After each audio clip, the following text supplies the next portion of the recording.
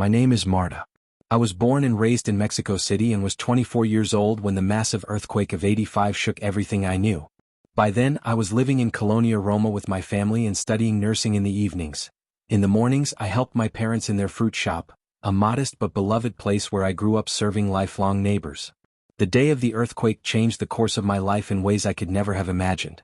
Even today, when I close my eyes, I can feel that initial jolt and hear the creaking of the buildings. You could say my life was split in two, before the earthquake and after it. And I'm not just referring to the loss of my home or the uncertainty the city experienced. I'm also talking about something that defies all logic and that somehow showed us how fragile we are. I remember getting up very early that morning as usual, to open the fruit shop with my father, Don Elias. He left around 6 o'clock to buy groceries at the Baltos market. I stayed at home for a while. More time reviewing some nursing notes. Shortly after 7:30, I went outside. The air was fresh with that typical city morning scent mixed with truck fumes and the bustle of people commuting to work. The shaking started at 7:19 according to the reports I read later. I barely felt the first vibrations. It took me a few seconds to react. A tremor, I thought, a strong one. Then came a clap of thunder that seemed to rise from the depths of the earth. Everything shook furiously in a matter of minutes. Buildings, especially the older ones, collapsed like dominoes. I ran out of the fruit shop as the walls creaked. On the sidewalk, several people were screaming or crying, and all I could hope for was that, wherever he was, my father was safe. When the earthquake subsided, the street was covered in dust and an eerie silence. I don't know if it was a real silence or if my ears had momentarily been blocked by fear, but what I saw was total confusion, people crying out for help. Others were running in all directions and still others were trying to calm the injured. But soon I received the news that the disaster was worse than I had thought. Dozens of collapsed buildings, gas leaks, fires, and an incalculable number of victims. It was like entering a different world where tragedy and disbelief intertwined. I tried for hours to locate my father without success. I went to the central market where he got supplies, but it was difficult to find my way around. Part of the market had collapsed and other areas were still standing, although unstable. During that journey, I came across several injured people and couldn't stand idly by. I ended up providing the first aid I had learned in nursing school. The hope of finding my father alive drove me to keep searching, but the chaos was enormous. Those who lived through this know exactly what I'm talking about.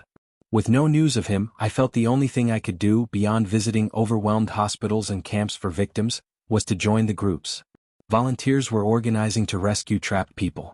I thought that with a little luck I might find my father in one of those brigades, and if not, at least I could help other families avoid losing their loved ones. My priority was my father. He was the only thing I had left. I went to a volunteer camp on one of the hardest hit streets in Colonia, Roma. There I met Raul, a man in his late 30s who had been chosen to lead an improvised rescue team. He was gathering neighbors. Students whose hands were willing to remove debris lent me gloves and a cloth mask. Dust floated in the air like mist, coughing every now and then as we tried to dig everywhere.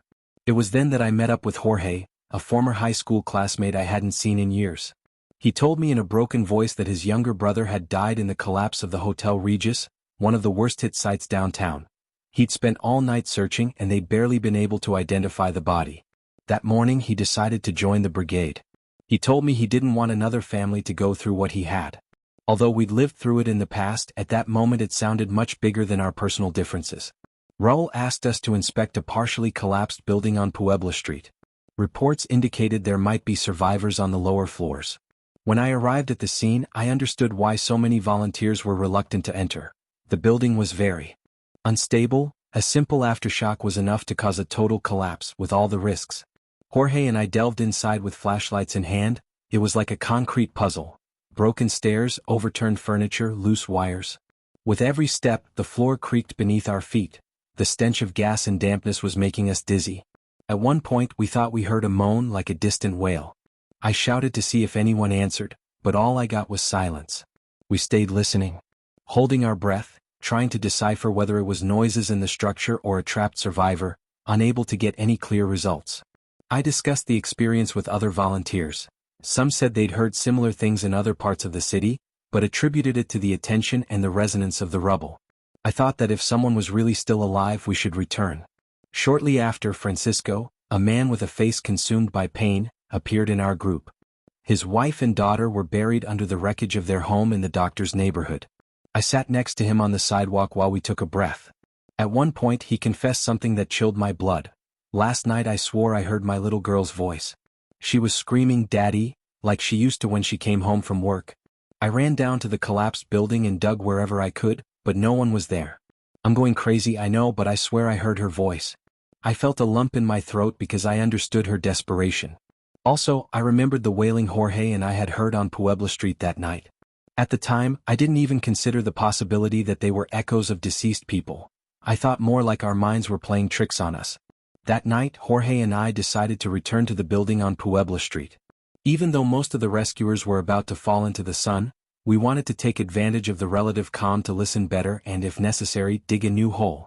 We carried flashlights and an emergency spotlight that barely illuminated a few meters. When we arrived, we were overcome by an overwhelming silence. We walked carefully and soon after, I heard that murmur again, a sound that humans make somewhere between a moan and a whisper. My skin prickled and we shouted out loud, "If anyone can hear us, please answer." Only some beams could be heard creaking. Jorge called his brother's name, clinging to an impossible hope, but there was no reply. Just as we were about to give up, the sound reappeared. This time it was much clearer. Jorge kept shouting, waiting for someone to answer, clinging to an impossible hope, but there was no reply. We heard no reply when we were about to give up. The sound reappeared. This time it was much clearer, a moan that repeated itself like an almost metallic echo. Following the direction of the noise, we entered what remained of a bedroom. It was destroyed. Pieces of the ceiling were hanging, a broken or overturned ceiling, shattered mirrors. Nothing there suggested the presence of a survivor. However, we heard that whisper a few steps from where we were. It sounded like a "help me," or maybe a "get me out." I shone the flashlight everywhere, but no one was there. The most disturbing thing was the icy cold I felt out of nowhere, as if the air had become heavier. The next morning, I told Raul and the rest of the brigade what had happened. Several looked at me suspiciously, but others claimed to have heard something similar. It seemed it wasn't an isolated phenomenon. In different parts of the city, volunteers reported hearing voices calling their names or repeating impossible wails. This couldn't just be a personal suggestion. We began to mention the echoes, which was what we called those whispers that seemed to emerge from the ruins. The days passed. The reality was horrifying. We found fewer and fewer survivors and more corpses. Many exhausted volunteers quit, some for fear of the buildings collapsing, others unable to bear the sight of decomposing bodies or the terrible cries of relatives upon recognizing their loved ones. In the midst of this unexplained element emerged. Voices crying for help appeared and disappeared, leaving us all with our blood running cold. Between each foray, I paused to continue searching. My father distributed flyers with his photograph in hospitals and camps. I clung to the idea that, since no one confirmed his death, perhaps he had been wounded and taken somewhere. However, as the days wore on, my spirits began to cloud. I saw other families recovering their loved ones, alive or not, while I continued to suffer the anguish of not knowing anything at all. One morning I was putting up photos of my father standing on a post near Puebla Street approached me. Another volunteer named Jacinto told me that during the early morning hours he had heard the voice of his grandmother, who had died years before, in one of the buildings he was checking. She was praying like she used to at home, he said, his lips trembling. I confess that at that moment I didn't know what to say. It was beyond anything imaginable. Days later, some engineers arrived on the scene with devices to detect low-frequency sounds. They were looking for signs of life. It was striking that at one point several of these devices picked up strange interference. They sounded like, as if something inside the building was retaining echoes of human voices. The engineer in charge of the instruments told us it could be the sounds of fractured materials and structures, but the most disturbing thing was that when I amplified the waves, I swore I heard Marta whispering. I felt ridiculous and scared at the same time. I didn't want to make a scene, but the chills lasted for a while. It was at that moment that the idea that my father could somehow be trapped in that rubble hit me like a hammer blow. It wasn't logical, of course. Everything pointed to the fact that, if he was still alive, he would be in some shelter or injured in the hospital, and yet I couldn't rule out the possibility that his voice was confusing me with those others crying out from the destruction. One afternoon, I went to speak with a priest who was helping with the emergency funeral services. The priest welcomed me into a small makeshift office. I told him what many of us were feeling. "Father, I know it's absurd, but there are voices in the rubble." He sighed with a compassionate expression. "My child, in the midst of a tragedy of such magnitude, there is a lot of energy of pain, fear, and hope. It wouldn't be surprising if many people perceive things that escaped logic. It could be psychological phenomena, but it's also possible that some lost souls continue to wander. Those words didn't entirely console me, but they gave me the clue to accept that I might not find a scientific or definitive answer. So, with a lump in my throat, I left. And I prepared to resume my rescue efforts. Little by little, the city stabilized enough to begin controlled demolitions. Many buildings remained dangerously tilted. There was talk of demolishing the most damaged part of the building on Puebla Street before it collapsed on its own.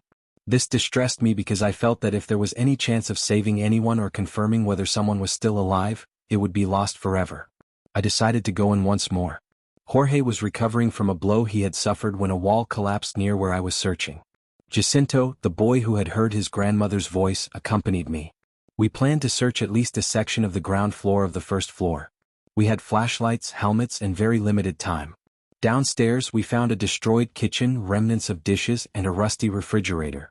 Suddenly, something stopped me in my tracks, a chill as if the temperature had dropped several degrees, and then I heard it with utter clarity. "Daughter," said a muffled voice as if from another world. My heart raced as I recognized my father's intonation. It was so real that I dropped the flashlight and fell to my knees, hysterical.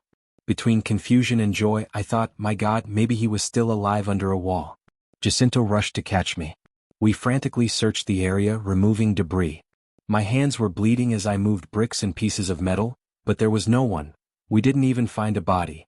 The demolition began shortly after we left. We watched as the machines demolished the building.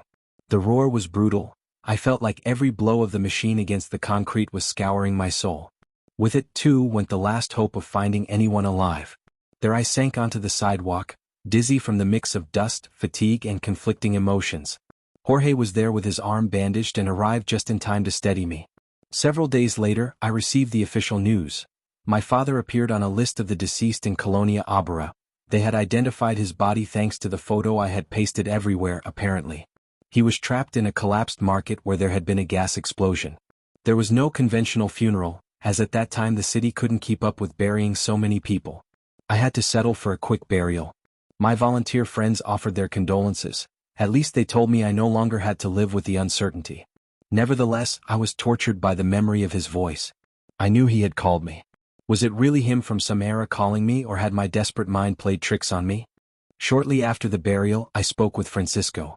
He confessed that after finding his daughter's body, he no longer heard her voice. "It's as if she had suddenly been able to leave in peace," he said, more resigned than relieved. Jorge, on the other hand, still hadn't found his brother's body.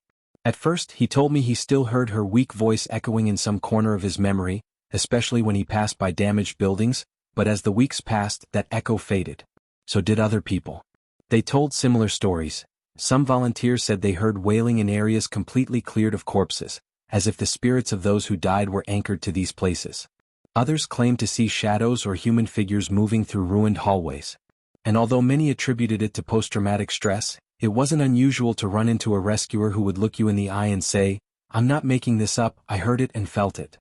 A few months later, I tried to resume my studies and my daily life. Although nothing was normal anymore, the city was filled with rubble, encampments, and tragic stories. I myself had lost my father, my home, and part of my emotional stability. Still, I consoled myself with the thought that at least his body was there, something thousands of families weren't even able to have. Nevertheless, at night, when everything was gone, that whispered word would come back to me, "Daughter." Sometimes I would wake up in a cold sweat, convinced I'd heard it again in my room. Once I even got up and checked the living room as if he might be waiting there. It was a very difficult period where my mind and heart grappled with loss and the need to believe in something more. Over time, the city began to recover. Little by little, the streets were cleaned and damaged buildings were demolished or repaired. Those of us who lived through that disaster carry emotional scars that even decades of reconstruction couldn't heal. Even today, I find it hard to talk about those voices without feeling a shudder. I've shared my testimony with people who didn't live through the earthquake. Some look at me with disbelief, others with tenderness. I understand that their perspective differs from those of us who were there, covered in dust and fear, listening to the impossible. For me, those echoes in the rubble were real. Perhaps they don't all have the same supernatural origin, as the human mind and intense pain can make us hear what we long for, but there were times, several in fact, when the descriptions of the events and the tone of the voices were too consistent to be mere coincidence. A few years later I found a way to talk about this more freely was with a nephew, my cousin's son. One day he showed up at the house with a report from the university about oral histories of the '85 earthquake. He was surprised to learn about my experience as a volunteer. At first I limited myself to telling him the factual part, how an 8-something magnitude earthquake changed the face of the city, how we joined together in improvised brigades, how we rescued some survivors, but he attentively asked me, "Andy, I've heard rumors about people who..." I was hearing voices in the rubble. Did you hear anything about it? I remained silent for a moment, deciding whether to share the whole story or not. I told him what I experienced on Puebla Street, what I heard in that ruined kitchen, and the voice that pronounced "daughter" with my father's perfect intonation. My nephew looked at me seriously, moved, without making jokes or dismissing my words. Then I realized that perhaps sharing this experience was part of a healing process, something that was still complete within me. Later my nephew thanked me for trusting him. Something so personal. He told me he would integrate my story into his research as a testimony to the unusual phenomena, but he promised to treat it with the utmost respect. "This isn't just a ghost story, Aunt," he told me. "It's a wound in the city, one that mourned thousands of dead and perhaps in its collective grief heard its departed more closely than ever. Many decades have passed, and even today, every September 19th, I light a candle for my father and for all the souls who didn't get to say goodbye on those days." Memory. It hurts more intensely, and the fear that the earth might shake again invades us, especially because it happened again. Fortunately, it didn't happen to me a few years ago, but the memory of those days is also intertwined with the solidarity and hope I saw in so many volunteers. I wonder if those voices we heard were a call from beyond or the manifestation of a shared trauma. I may never have the answer, and I've come to accept that I don't need to. What I do know is that in addition to finding corpses and pain, we also found remnants of humanity and empathy, but no matter how old this year is, there are signs of something that remains. I can't help but feel a chill, but I'm also deeply grateful for those who stayed to help, even when the tragedy seemed endless. For me, that's what defines the Mexico we were experiencing back in 1985. Unity in the face of tragedy and the recognition that sometimes there are things we simply can't explain.